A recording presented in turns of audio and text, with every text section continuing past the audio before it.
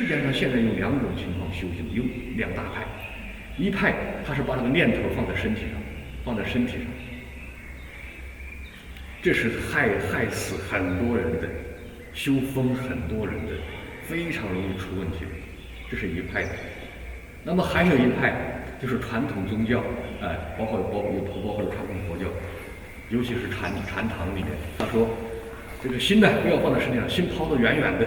什么都不要想的。这是修行很久的人，有一定功夫的人，你不让他想，他就不想，他就不会胡思乱想，他能够守着一个空。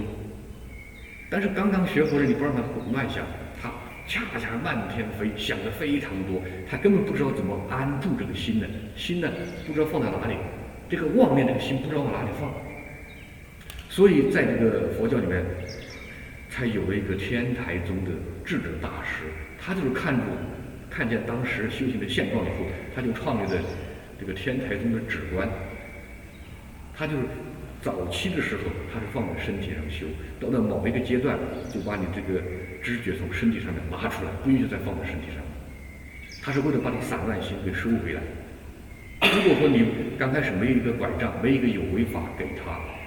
你让他不要想，他不可能不想的，因为我们的妄念已经想了几十年了。你现在不让他想，你想斩断，你斩不断的。所谓的在你的灵性层面苏醒了以后，被那个境界拉走掉了，你和那个境界融为一体了，你的头脑的妄念自然就不会想，自然就斩断掉。因此，在这个禅宗里面有一句话叫做夺境呢不夺人，还有叫做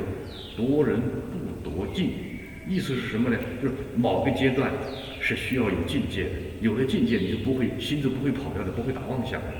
但是过了这个阶段，把境界也要夺掉，不能有境界。那还有第三个阶段，就是人境呢都不要夺，就让他们两个，你看着境界，境界看着你。到了第四个阶段，人和境界全部要夺掉，都不要执着，都要超越这个层面。为什么我们在第一个阶段叫你把你的意念呢守着这个眉心看出去，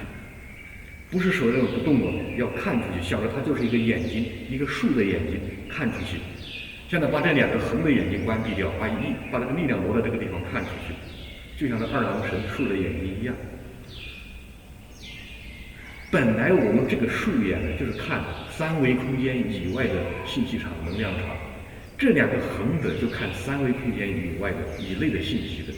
当你现在学会了把这两个力量关闭掉，挪到这儿来看出去，一段时间你会发现你们各种图案，所有的答案疑问，你守在这个地方问他要。当你这个第一步做到的话，你必然能够做到第二步。它甚至是同时，你都想到自己的头像个莲花一样开的。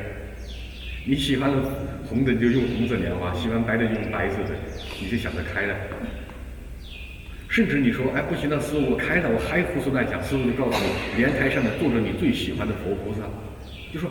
再给你加个方法，再给你加个方法，你的心就分不了了，就能够把你收回来，安住在当下了。然后你跑不动了，再一点点减掉，一点点减掉，一点点减掉，一点点减掉，最后往上一坐，这个时候师父就说，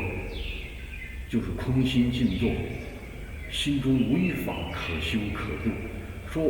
不想就不想。现在我们做不到说不想就不想，怎么办呢？先给你一件事情专一的想下去。当你专一的这个阶段达到了，就把你心中的方法给你撤掉了。你不需要借助某一个方法才能把心收回来，安住在当下，它自然就能够安住在当下。